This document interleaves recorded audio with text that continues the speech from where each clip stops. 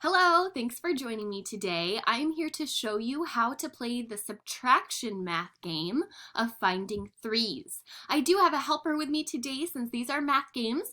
You do need two players for this. The next thing you're going to do is you're going to take a deck of cards and you are going to take out all of your queens and your kings.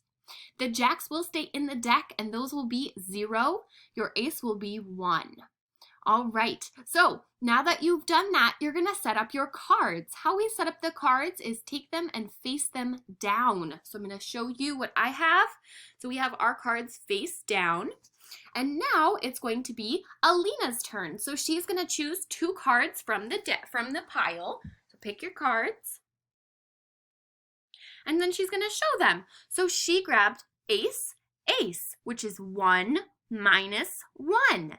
So then you're going to subtract. 1 minus 1 is 0. Since she did not get 3, then she's going to put her cards back. So Alina, you're going to put your cards back. Good job. And now it will be my turn. So then I will choose two cards. Now if I were to get two cards that have a difference, remember a difference is the answer of a subtraction problem.